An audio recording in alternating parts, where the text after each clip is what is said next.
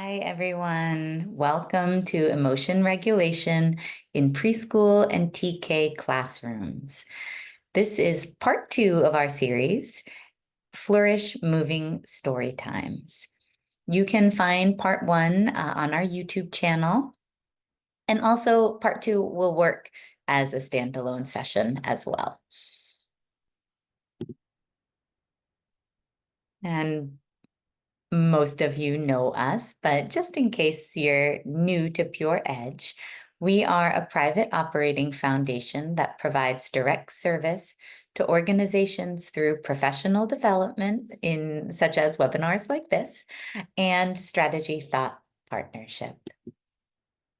My name is Erin. I will be your trainer today, and I am the Director of Curriculum and Instruction at Pure Edge. I'm also a national trainer. I have a dual background in education, including the study of human development, as well as longtime experience practicing and teaching yoga and mindfulness strategies. I wanted to get us started today with a practice because, like all of our Pure Edge sessions, this stuff works the best when we are doing the strategies ourselves. So yes, we're here to learn about how to support children. And one aspect of supporting children with these types of strategies is putting them into practice in our own lives. So with that, we'll start off our session with a strategy that we call taking in the good. Now, taking in the good is designed to counteract our brain's tendency to focus on the negative. So all human brains are wired to focus on the bad things that happen, and that's a protective function. And we can counter that, what we call the negativity bias. We can counter the negativity bias by also training ourselves to focus on positive things. So for this one, just come into any comfortable sitting position. It's your choice whether eyes are open or closed. If you keep your eyes open, I just recommend, tuck the chin a little and bring your gaze away from the screen. That'll give you a break from looking at the screen, as well as help you to direct your focus internally. And from whatever comfortable position you've chosen, let's just bring the attention to the breath, taking a couple relaxed breaths in through the nose and out, and in and out. I invite you to bring to mind something good that has happened to you today. It can be anything. So from the time you woke up this morning until right now, think of something good. It can be a really small thing, as simple as, you noticed some flowers that were blooming in the garden, or you saw a butterfly on your way from your house to your car, or you had a little laugh with one of your kids as you were getting them ready for school. So anything, right? Any small thing. And if you have a lot of ideas, a lot of instances coming up, just choose the first one that came to mind. And we'll take that good thing and really focus our attention on that experience. Imagining the experience in as much detail as you can.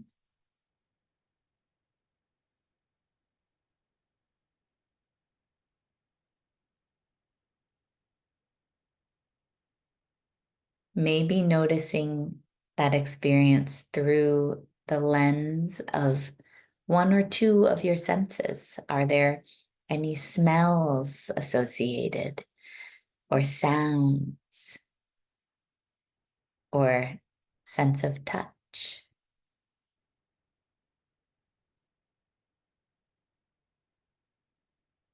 Or sense of sight, right?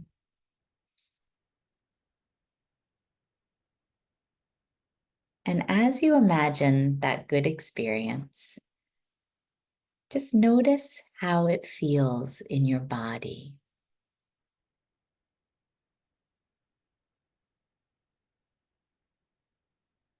And whatever that feeling is, for the next 30 seconds, we're just going to allow ourselves to be like a sponge, absorbing that good feeling. So just allowing that good feeling to sink in.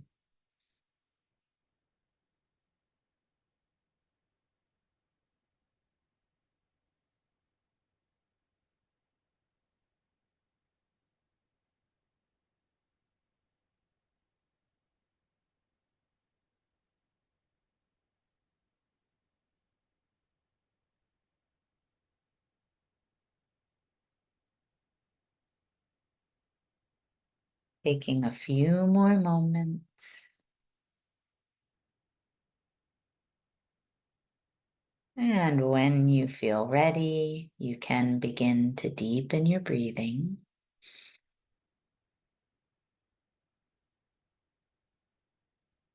If you closed your eyes, you can open them. If you brought your gaze away from the screen, you can bring it back. And just notice how it feels to focus on the good.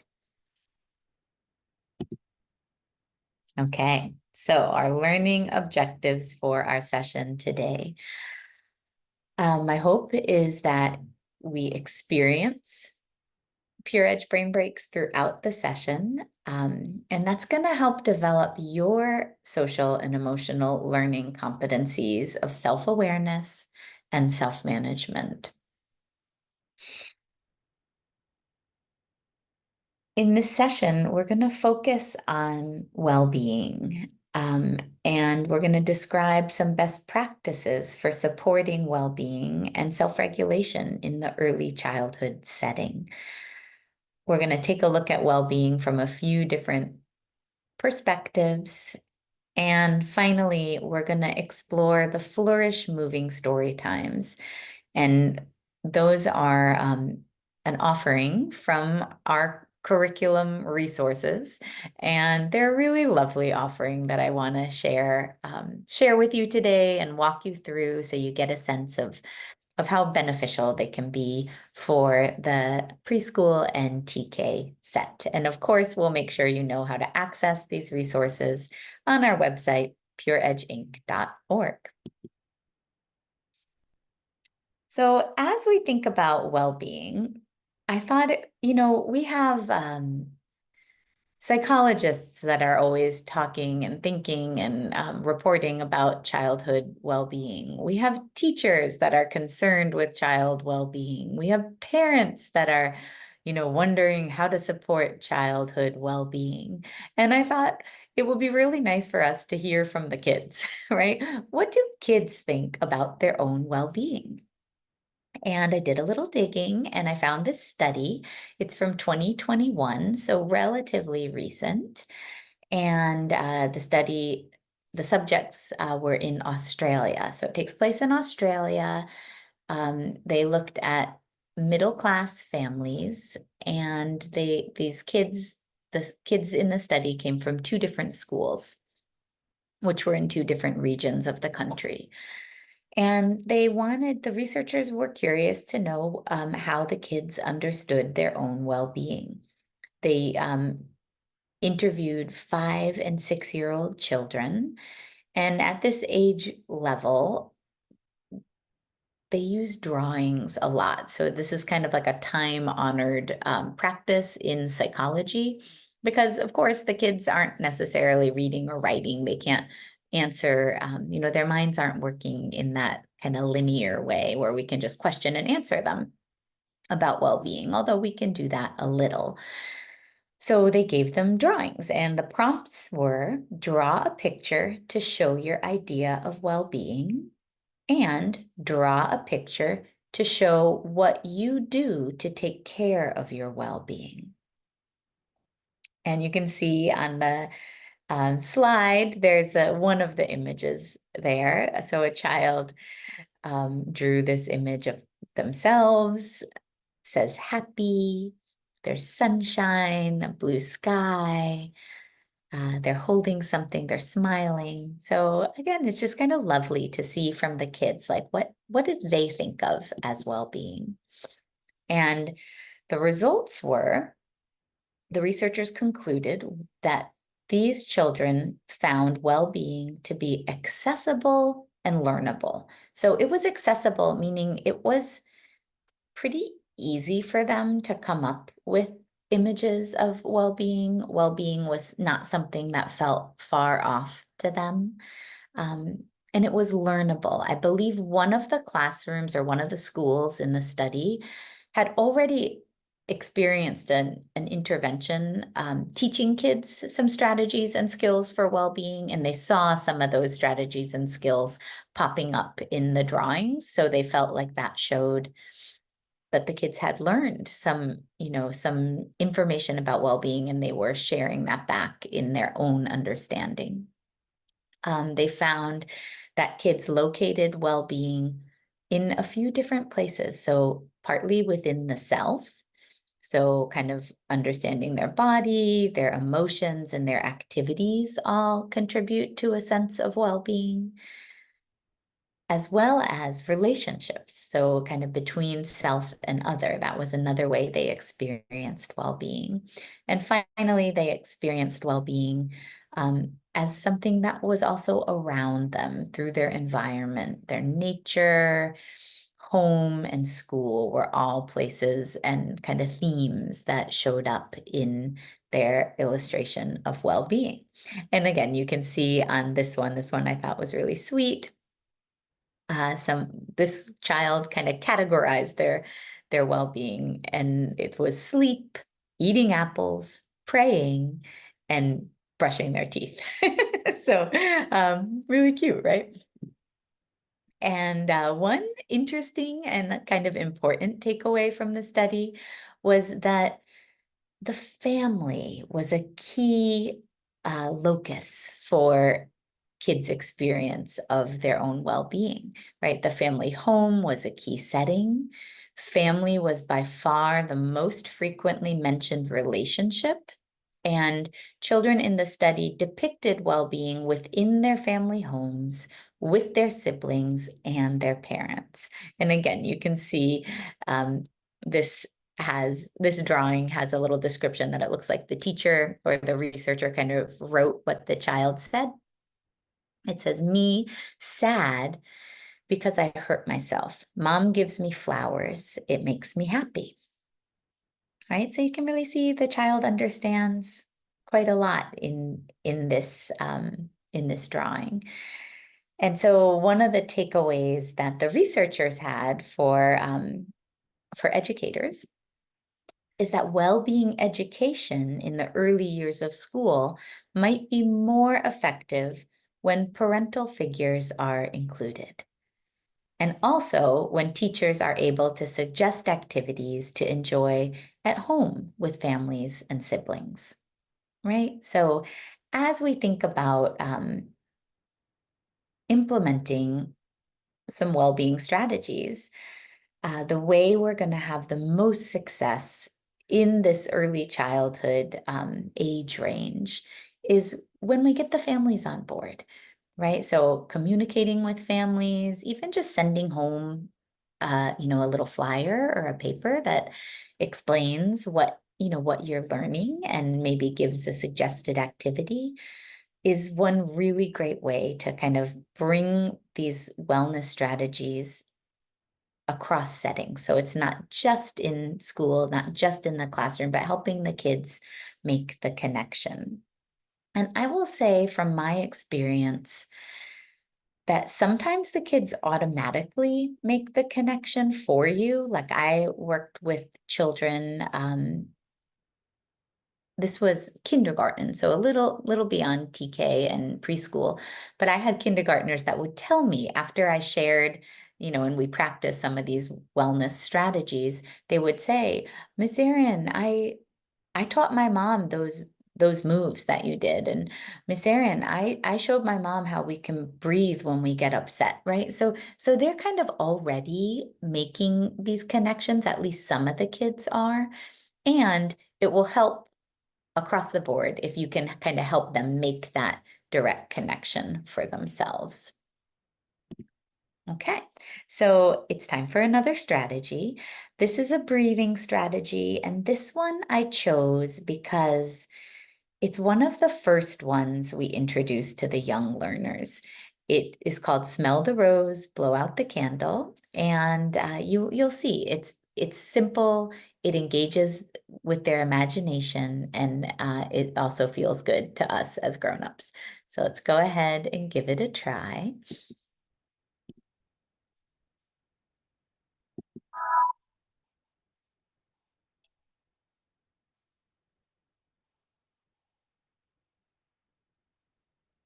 Breathe in an imaginary rose or flower. Breathe out, blowing out the flame of a candle. Great. Breathe in, smelling the rose. Breathe out, blowing out the candle. Inhale, smell the rose. And exhale, blow out the candle.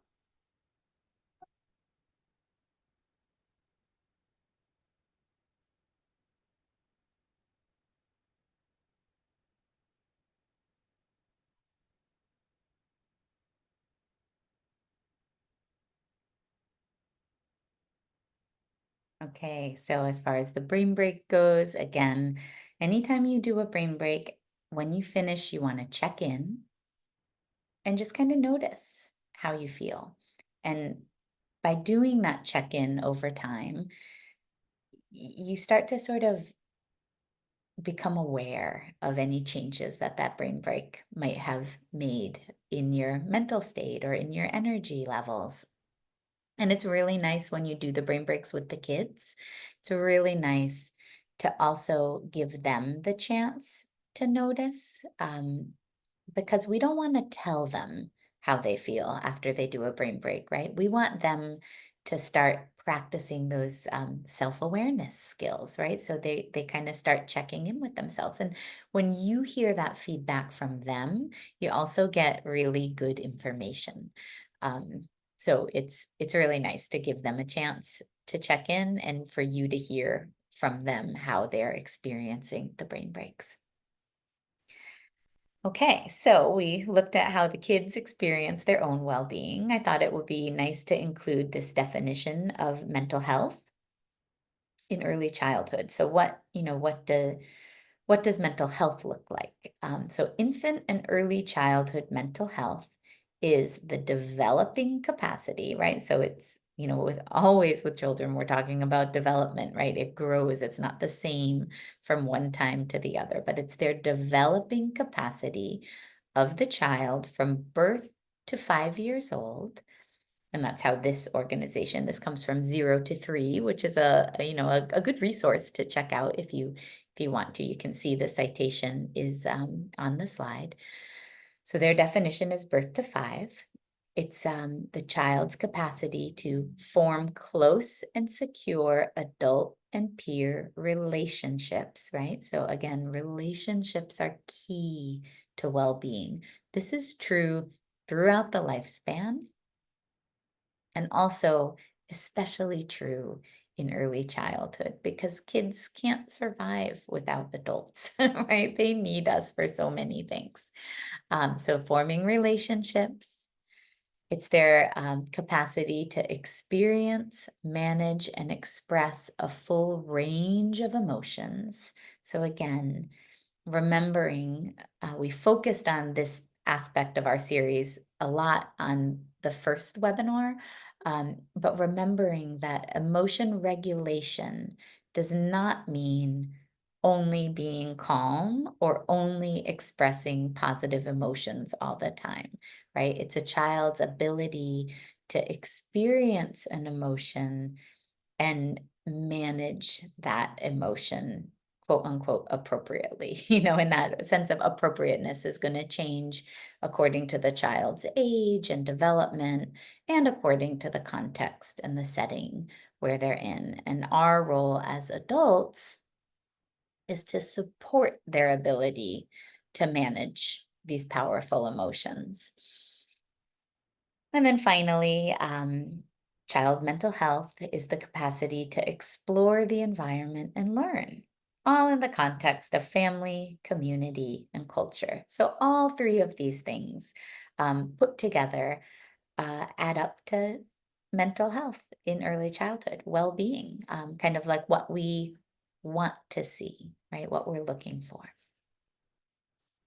And I think it's really neat to note that really these three elements came up in the kids' understanding of their own well-being, right? Specifically, relationships and emotions. Okay, and when we think about social and emotional learning, this image comes from CASTLE, which is an acronym. It's the Collaborative for Academic, Social, and Emotional Learning. And this is their what's called the CASTLE wheel, right? And so you see the 5 social and emotional learning competencies in the middle: self-awareness, self-management, social awareness, relationship skills, and responsible decision-making.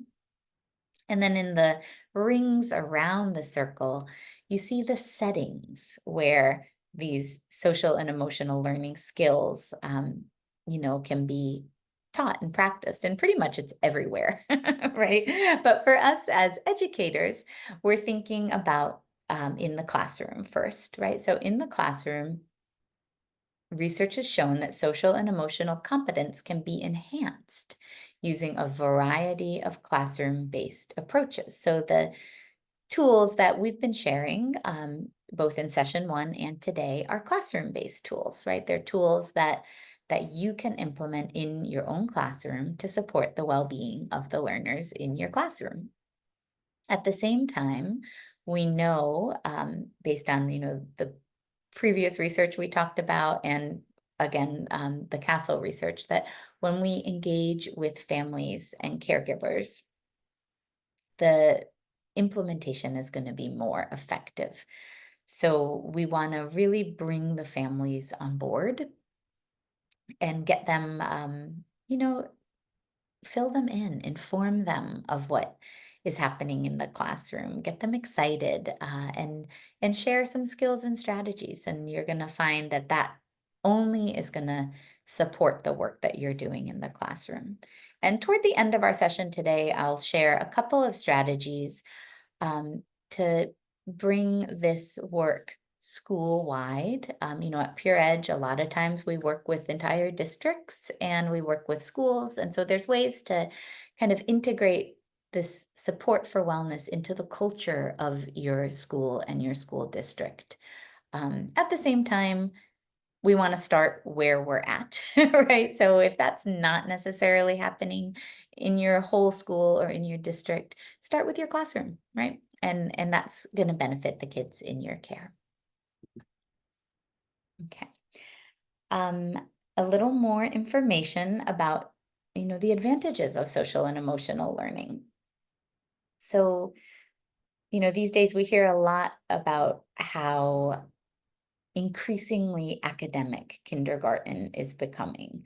I actually went, I have, I'm a mom, I have 2 children, and one is finished TK last year and is starting kindergarten this year. I actually went to her back to school night last night, and we heard from her kindergarten teacher, and lovely teacher, exciting school, all of that. And I noted, like, the teacher repeated a couple of times, like, "Oh, like, we don't have time for naps anymore, and, we've gotta do these many minutes of this and these many minutes of that." So, there was a little bit of a sense of urgency from her regarding, what she needed to accomplish with the learners in her care. So, that academic focus is real in kindergarten, and yet, uh, when asked about the skills and the readiness, like what they want to see from the learners, this is what the kindergarten teachers said. 91% of them listed following directions as like an essential skill to start off kindergarten with success. 87% listed takes turn and shares, and 77% listed able to pay attention. So these are skills that are supported. They're social emotional learning skills, and they're skills that kind of support a focus on the ability to self-regulate. So the more that kids can self-regulate, the more ready they're going to be to learn. And so that's really what these kindergarten teachers in the survey were looking for. It's also important, I think, when we have this conversation, to realize that it's not like an all or none model. It's not black and white. It's not like, okay, since kindergarten teachers want social emotional skills, forget any academics before that. We're only going to focus on SEL, right? It doesn't really work that way. The kids' development doesn't really work that way. And this article is from 2015, really interesting, took a deep dive into some of the brain development and what's going on. So if that's your jam, I encourage you to check it out. One of the takeaways was that as children make progress in self-regulation skills, they set the stage for concomitant progress in the growth of academic ability and vice versa. So it kind of means like as their academic skills grow, their ability to regulate grows. And as their ability to regulate grows, their academic skill set grows, because it's some of the stuff that's happening in the brain is connected, right? As they increase their vocabulary in general, they're also increasing their ability to use words to label their emotions, right? And so there's a connection. They're not, we can't be all academic or all emotional, right? It doesn't work that way. So this um, approach kind of articulates that the support of early learning that focuses jointly and recursively on self-regulation and on academic content can most effectively promote school readiness. So I'm going to pause here. Full disclosure, I had to look up recursively. I didn't know what that meant.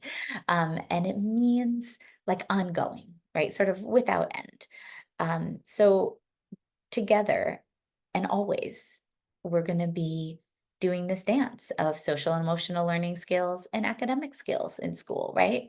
Because we're teaching human beings. But in early childhood, it doesn't have to be either or, but it can be both. The other piece, the other takeaway I wanted to share with you is that these SEL interventions are most effective for the kids who need it most, right? So we see that particularly for children for whom support for both is low, as in the context of poverty. So kids who are coming from challenging settings, who for whatever reason might not be getting as much support as they need at home, these interventions can really help them catch up. So, okay, time for another brain break. For this one, I'm going to invite you to stand up. This brain break comes from the set of resources we made to support our Flourish curriculum. And it's really lovely because instead of using words, it uses music to kind of convey to the children that it's time to move. So I hope you enjoy. Stand up, make sure you have a little space to fold forward.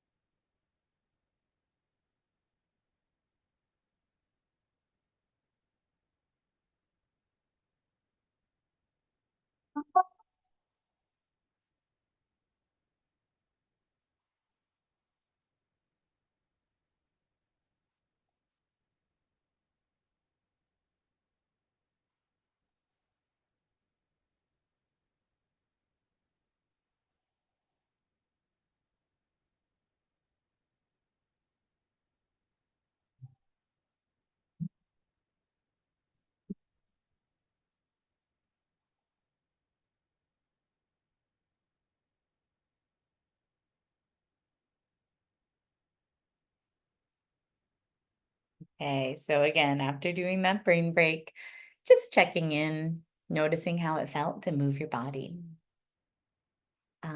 Okay, so the resource I wanted to share with you today comes from our Flourish curriculum. So the Flourish curriculum was created by the Compassionate Schools Project, and Pure Edge kind of supported the finalizing the curriculum and creating the documents and really helping get it out there. So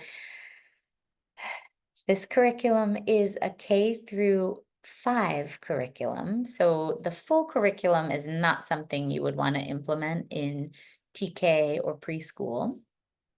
And there are elements that you can include. So let's see.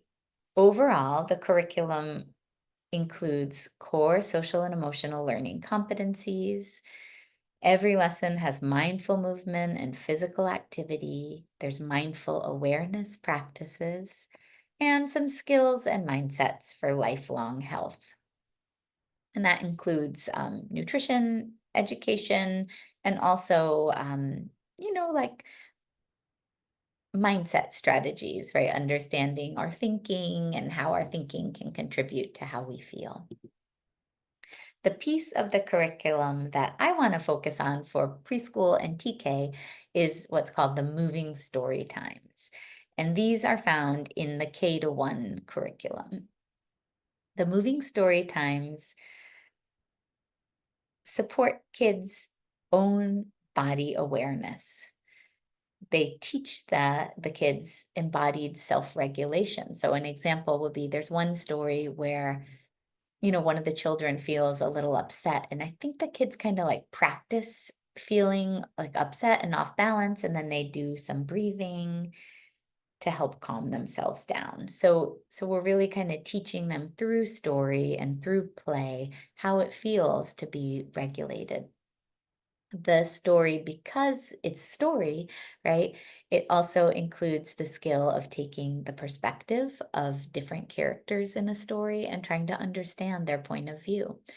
Um, and we activate their imagination. It's fun, it's playful. I can report from the field. Last spring, I tried some of these moving story times out, and I did a range of grade levels, one of which was TK, and the kids loved them. They were super engaged. They were super interested, and the stories are really simple. So they're simple stories that introduce some SEL themes that the kids can learn about. So I thought, oh, and here's a photo of some learners engaged in the moving story time. And I thought what I'd do is sort of talk you through a moving story time. I'm not gonna like directly teach it the way I would to children, but I'll read it out loud and I'll sort of talk you through like how we do it. So you start with the kids. This story is about two children. Their names are Michael and Maria. Now you can see the image on the screen here. The frog is in child's pose. So when we say children, we move into child's pose and the learners copy us. And with moving story times, there's really no verbal instruction about the pose itself. It's through your body. So you do the movement, the kids imitate, and they kind of pick it up as we go. We're not looking for perfection. We're not looking for precise poses. We're really just looking for them to engage with the story and engage with the movement. Maria and Michael grew up on top of a very tall mountain. So then we would invite the kids to come into mountain pose, right? Standing up tall. And as I would teach this, I would kind of be pausing, waiting for almost all of the learners to be standing up tall. And then I would go on and I would say, Michael and Maria always woke up with the sunrise. Then we take a big breath and we reach our arms up because that's sunrise pose, right? And they always came home before sunset. So then from sunrise, we would breathe out and fold down. Maybe repeating that a couple of times so they get a sense of the movement, but we're still connected to the story. And then we introduce kind of the action in the story. So one day, Michael and Maria went for a walk, and here we just kind of fake walking. We can either walk in place or you could lead them around the classroom, right? So, and just kind of improvise, right? They walked around the mountain. You could go in a circle. They walked down the mountain and just having fun, engaging them, making it playful. And then we introduce a few more characters. Now, when I did this with the TK, I used stuffed animals. So at the bottom of the mountain, they saw two of their friends, cow, and then here's my little cow stuffed animal, right? And then you show them the cow, they get kind of excited, they think it's cute, and then you do the pose. So for us, if you have the space, you can come onto hands and knees, drop your belly and lift your chin. If you're in a chair, you can also do cow pose by interlacing your fingers, pressing the palms forward, and then inhale, reach the arms up, chin up, gaze up. Big breath in, and then the next pose and the next animal is, of course, cat. So if you're in your chair, your cat pose is rounding the spine, tucking the chin, stretching. If you're with the kids, you're showing them the cutest little kitty cat in the world, right? So again, it's TK, it's preschool. Have fun, engage. So cow and cat. And with cat, cow, usually I would repeat those a couple times because the movement feels good. So let's give that a try. So inhale for cow. Exhale, round the spine for cat. Inhale for cow. And exhale for cat. And then release. And then at this point with the kids, I probably have them just sitting down. So I'd say cat and cow joined them for their walk because they wanted to get some exercise too. Michael and Maria and cat and cow started to walk around the mountain. So you could either walk or they could pause, flexible, depends on what you have time and space for. And then while they were walking, they saw their friend Dog over by some trees. They waved to Dog to come and play with them, but Dog didn't wave back. So again, if you have a stuffy, you can show them your stuffed animal. Woof, woof. Dog is a pose that if there's space, you can have them do dog pose in this instance. And now we get into sort of some of the SEL skill building. So Michael said, that's strange. Dog is usually excited to see us. I wonder why he didn't wave back. I hope there's nothing wrong.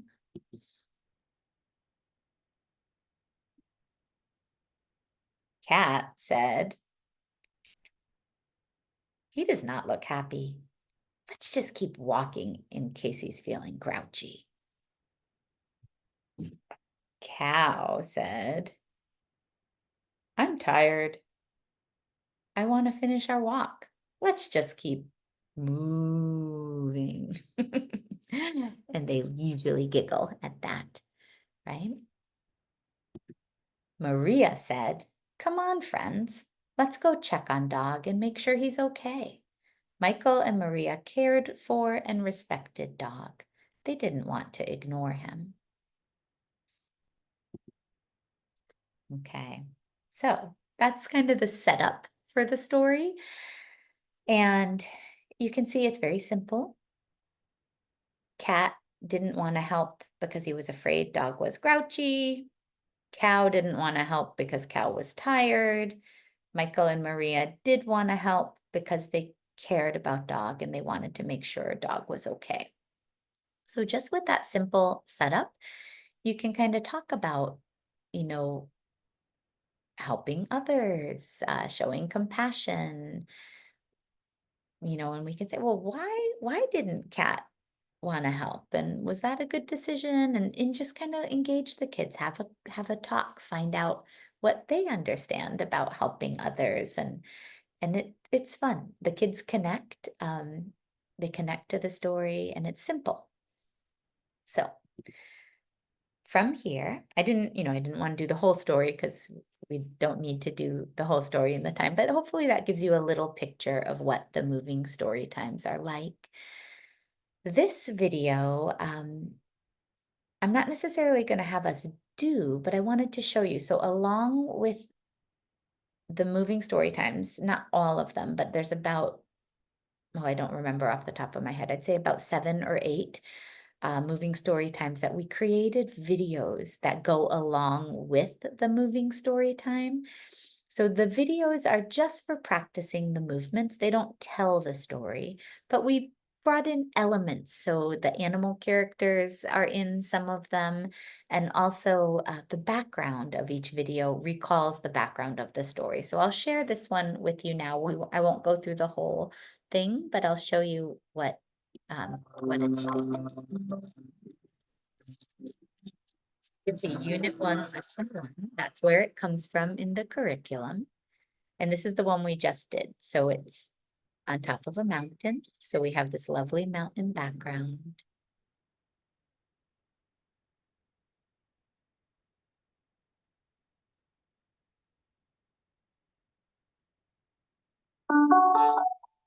And we have music to indicate the movements.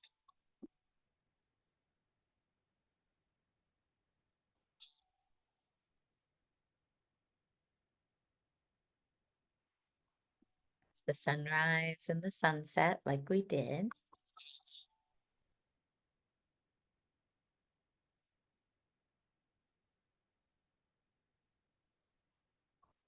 And he's coming to hands and knees.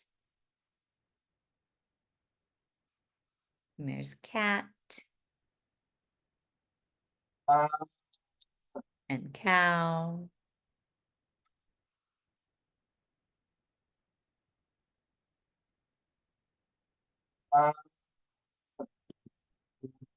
So you get the idea, right? So those videos are a wonderful tool. So like if you introduced the moving story time one day and you told the story and you did a few of the movements, then maybe another day later in the week, you could play the video, right? And it's probably just 4 or 5 minutes long, and it, reminds them of the story. It gets them practicing the movements. And again, I can report from the field, the videos were super engaging for the kids. They responded well. We chose to use music instead of voiceover to make the videos universal so kids who speak all kinds of languages can follow along with the music. We did create one video with English voiceover as another additional tool. And in the works, they're not, maybe by the time you're watching this webinar, they'll be complete, but we're creating a set of these videos with ASL interpretation as well for our deaf learners. So anyway, Here's the way to access our resources. You go to pureedgeinc.org/curriculum, and it will prompt you to fill out a form. It's very simple. You're just giving your name and your email and a little bit of information. And then you will, once you submit the form, you should pretty much automatically receive access to your account. Once you have access to the account, you can go onto our curriculum library, and that's where you can find all of the Brain Breaks resources, the Flourish resources, everything I've shared about in this series. So you can see here, this is the Flourish homepage, and all the resources will be there. Okay, so we're kind of zooming out now. We've gone zoomed in and really looked closely at the resources. I just wanted to, before we close our time together, I wanted to zoom out and really think about one of the goals with this work. So when we're doing this work with kids, we're really helping to support them in cultivating care and kindness for themselves, which is a lifelong skill, right? And one of the ways we can do this, we talked a lot about this in session 1, is really modeling. So we want to model self-care. We want to embody it. There's ways we can do that automatically just because the kids are going to notice what we are doing in our days. And there's ways we can also be more intentional about it. So like one example I think of is like, let's say there's a time you're in the classroom and you have like 4 or 5 different kids that are all coming up to you and wanting or needing something, maybe it's a transition time, and you start to notice yourself feeling a little overwhelmed, right? Maybe your heartbeat is rising, maybe your palms are sweating, maybe you're starting to feel a little grumpy, right? And so in that moment, what you can do is model for the kids. So you can say, you know what? Miss Erin, I am starting to feel a little overwhelmed because I have about 5 kids that all want me to answer them at the same time. And that feels overwhelming to me. So I'm going to pause. I'm going to take 2 deep breaths and then actually do it. Okay, so take a big breath in and out and in and out. And then you can say, whew, okay, I took my big breaths. I feel a little more calm. And what I'm going to ask you guys to do now is let's all line up. We're going to get in line and then blah, blah, blah, figure out how to handle the needs of all the learners in front of you, which is no easy task. But modeling, right? So you're teaching in that moment. You're not only helping yourself be responsive and respond in the way that you want to respond in front of all the learners in your care, you're also teaching the kids, right? That this is a skill. When we feel frustrated or overwhelmed, we can pause and take a couple breaths and then respond in a way that feels more true to how we want to be. Also, including opportunities in your classroom for students to practice ways to take care for or care of their bodies and minds. So again, modeling and engaging and offering opportunities to practice kind self-talk, practice rest and movement and asking for help. Those are just examples. One example I shared in the live webinar that I want to also share for this recording is, again, I mentioned my daughter earlier. Last year she was in TK and she, we again, we were so grateful and lucky. She had the most amazing TK teacher. But one of the things that her teacher did, she called it feed and read. And it wasn't all the time, but it was, maybe once a week or there, whatever, as needed.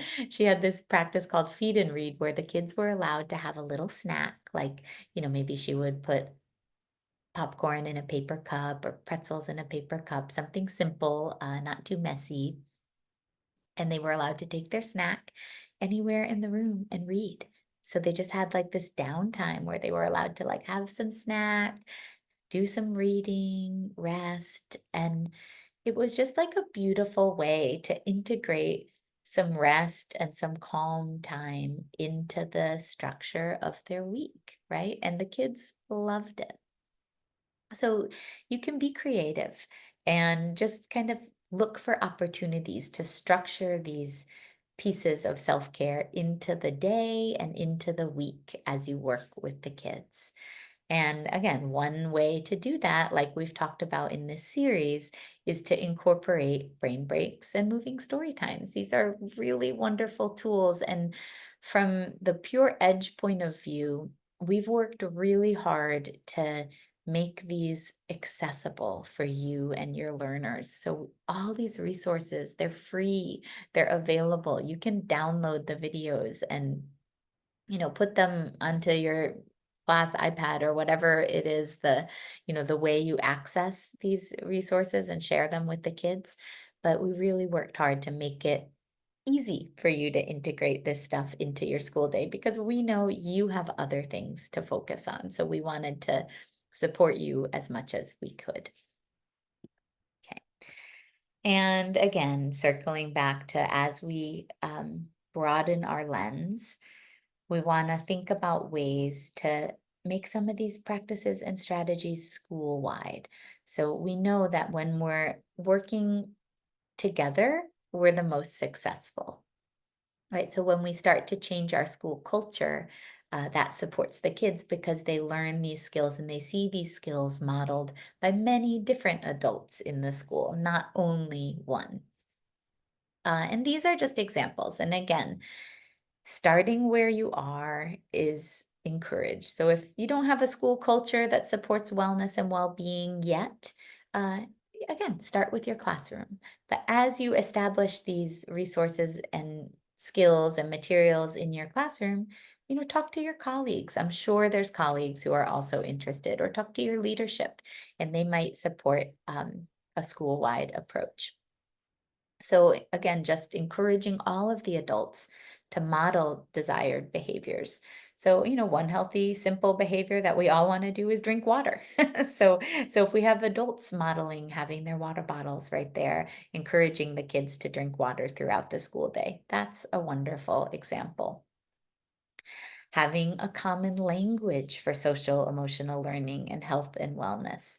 Um, at Pure Edge, again, we've seen schools where the principal will come over the loudspeaker in the morning and lead a brain break, right? So all the classes are doing brain breaks, and it's just a known thing in the school day that that happens.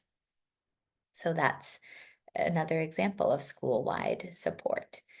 Um, and again, engaging teachers and students to do some of these breaks together. Like, and I know lots of you have like dance parties and things like that. These are wonderful ways to model where we have a little fun, we move our bodies, and we're supporting well-being in the school setting. Um, and then finally, just reiterating, we already talked about this today, but communication with families, right? So connecting with families and with the larger community is only gonna enhance the results you get with the kids.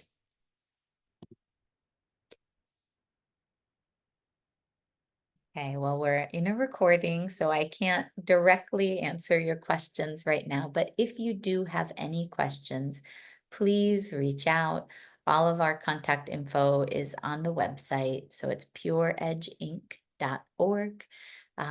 You can email and get those questions to any of us on the team. We're happy to support you.